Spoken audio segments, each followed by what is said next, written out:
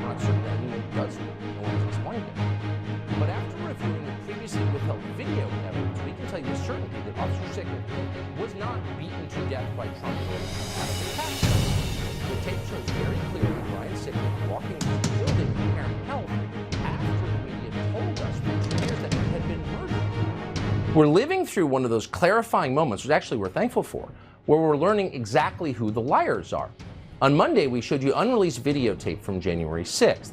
That tape proved that 3 of the most important claims our leaders have made about that day were untrue. Their claims were lies. We were not shocked to discover that. We knew there was a reason that congressional leaders had been hiding the tape and that reporters in Washington weren't demanding to see it.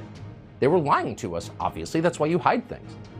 But what was actually surprising, what we can't quite get over even now, is how they responded when they were caught lying. They didn't seem embarrassed. They didn't apologize. They weren't even curious to learn more about what actually happened on January 6th. Let's see the tape. No, they didn't want to see it.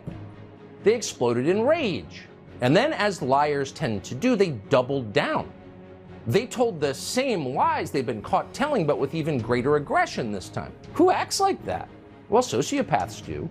And in this case, the sociopaths turned out to be both Democrats and Republicans.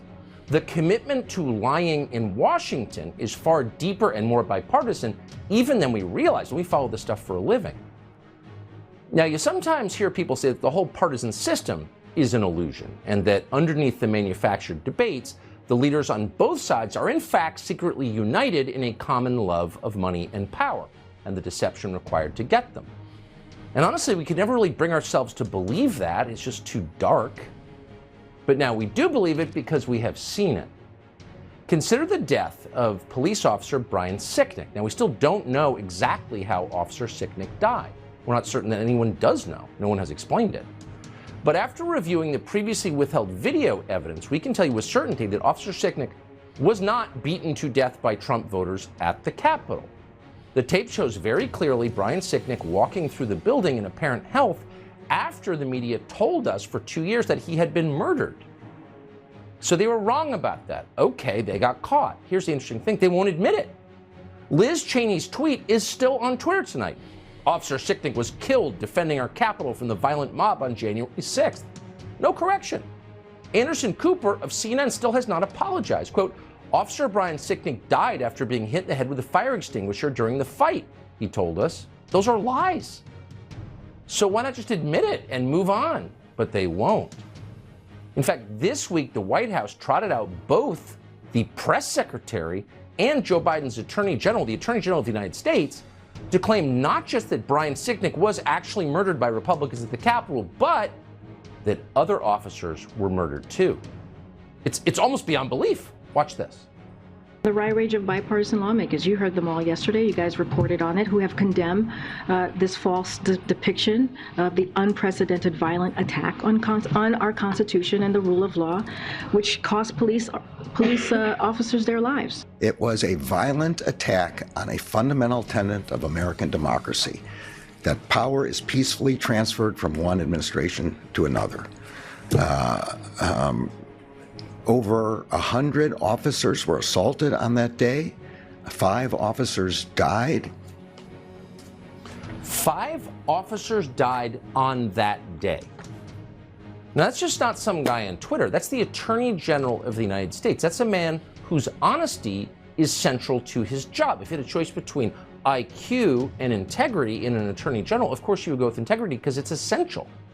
But Joe Biden's Attorney General, Merrick Garland, is a liar. He just lied about something that is provably false. Who are these 5 officers who were, quote, killed that day?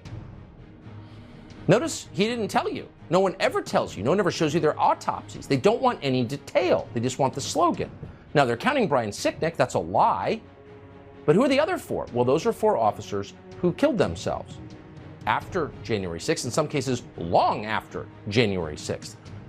But their suicides, we know for a fact, were the result of the Republican mob at the Capitol. It's just false. And it's not some esoteric fact. That fact is available to anyone who has internet access. no police officers died that day on January 6th. None. Not one. We told you Monday about Navy veteran Jacob Chansley. He was tried by the media, convicted of being a domestic terrorist, and sentenced to 4 years in prison. What exactly was Jacob Chansley's crime? Well, no one was ever very precise about that. Here's what the media told you it was.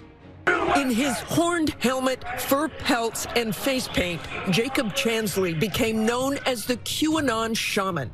But prosecutors called him the most prominent symbol of a violent insurrection. He's been in jail since January, and he's trying to get out, but prosecutors say he is still too dangerous to release. Make no mistake, Chansley is a stone-cold thug. He kept saying, I'm not violent, I'm peaceful, I'm a shaman. But then you put those images, what you were just talking about, you put those images together, and that isn't an image of peace. This is the new face of extremism. Behind bars. It's the new face of extremism. Jacob Chansley is the new face of extremism. He's a stone-cold thug. Prosecutors say he is too dangerous to release. And most people believe that because why wouldn't they? They were told it, and there was no evidence to the contrary. And now there is evidence to the contrary. We brought it to you Monday.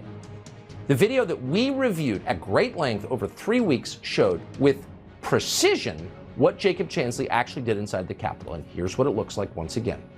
Here's video of Chansley in the Senate chamber.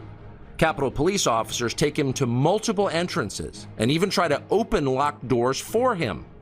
We counted at least 9 officers who were within touching distance of unarmed Jacob Chansley. Not one of them even tried to slow him down. Chansley understood that Capitol Police were his allies. Video shows him giving thanks for them in a prayer on the floor of the Senate. Watch. Thank you, Heavenly Father, for giving the inspiration needed to these police officers to allow us into the building. Contrast the reality of what Jacob Chansley did in the Capitol building on January 6th, the indisputable facts recorded on video, some of which has never before been seen, with the depiction of Jacob Chansley that you've seen in the media for more than 2 years.